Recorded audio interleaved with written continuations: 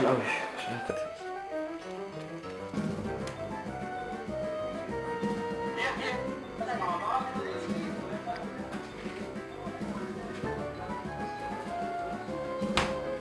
ماما عمر بيسأل. كدابة انا نسيت. مريم قومي شوية على بعض انا شوية.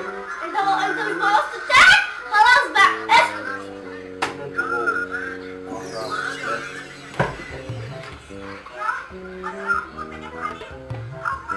اخبار كلهم كدابين حاجتين ناقصة كآبة. ايوه كده نجيب مسلسلات بقى الواحد.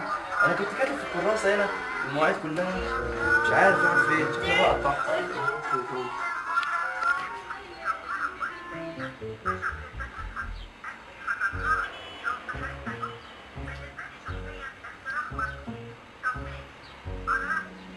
ايه دور الدكتور دلوقتي؟ طيب ماشي انا جاي. سلام.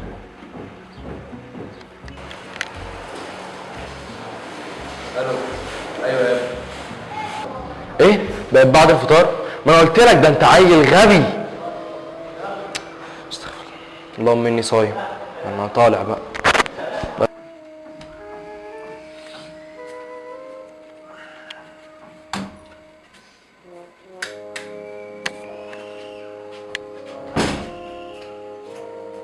ايه ده؟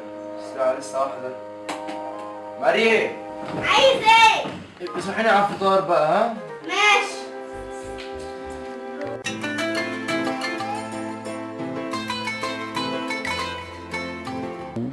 للأسف معظمنا بيصوم بنفس الطريقة الغلط دي، أو بنصوم من غير ما نصوم زي ما احنا مسلمين من غير ما نكون مسلمين. فكرة مسلم صح إن احنا عايزين نعبد ربنا صح، فكل حياتنا تكون صح.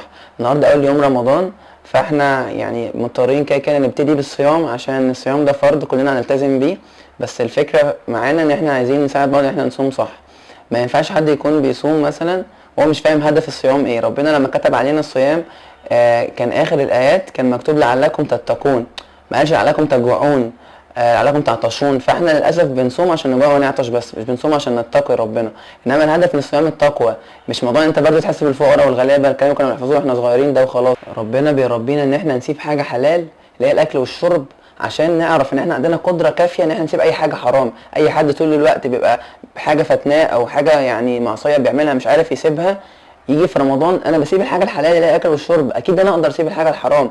احنا بقى بنعكس الايه، بنقوم جايين صايمين عن الحلال وبنعمل الحرام. تلاقي واحد صايم وعمال يشتم، واحد صايم وعمال يتعصب، واحد صايم وعمال ينزل الشارع ما يغضش بصره، واحد صايم ومقضيها طول اليوم نوم، واحد صايم ويعني هو يعني رمضان بتاعه ما بين التلفزيون وما بين النت. ده يعني يجي بالليل يرجع يدوبك يفطر ويقضيها بقى يكمل البرامج والمسلسلات ما اعرفش ايه، يعني نهاره نايم وبالليل مسلسلات. مفيش بقى اي حاجه ليها علاقه بالصيام اللي احنا نفسنا نكون عليه. يعني كمان لازم ناخد بالنا ان ربنا جه في الصيام بالذات وقال ان الصيام ده بيني وبين عبدي، انا اللي اجزي بيه. يعني كل حاجه معروف ثوابها، الصلاه معروف ثوابها، القران معروف ثوابه. وتيجي على الصيام في باب في الجنه اسمه باب الريان لا يدخل منه الا الصائمون.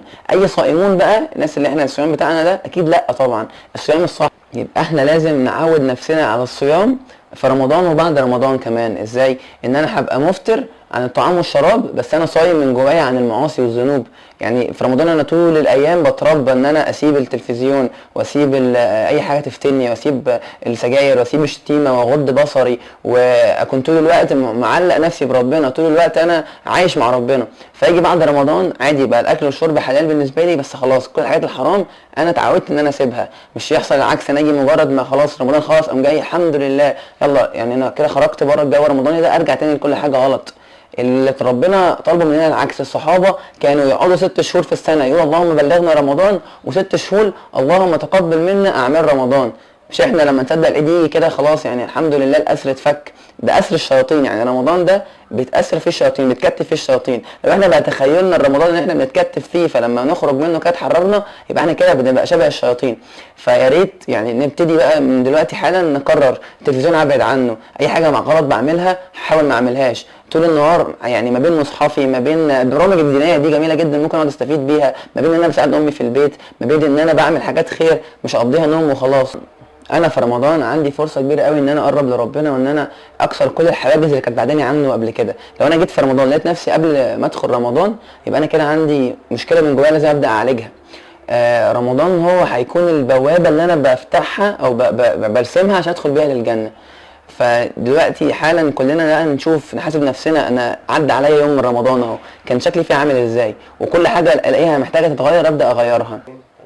طبعا كمان في رمضان بلاش نضيع وقتنا على النت وعلى تويتر وفيسبوك وكده، ادخلوا على النت بس عشان تتفرجوا علينا، ويا ريت تعذرونا عشان احنا والله الفتره الاخيره حصل لنا ظروف صعبه جدا خلتنا نضطر نلغي فعاليات، وضغوطات حصلت عندنا وظروف حصلت لينا ولاصحابنا، ويعني انتم مش حاسين باللي احنا فيه، فيا ريت تدعوا لنا وكل سنه وانتم طيبين.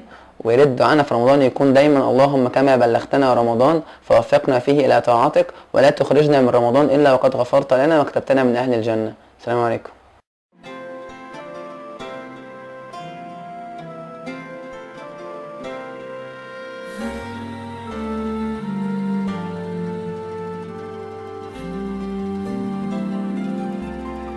عايز ابقى مسلم صح زي النبي محمد صلى الله عليه، كان القرآن وماشي عالأرض عامل بيه، هو الطريق للجنة وبسنته نعلى، وفي طاعته نلقى الدنيا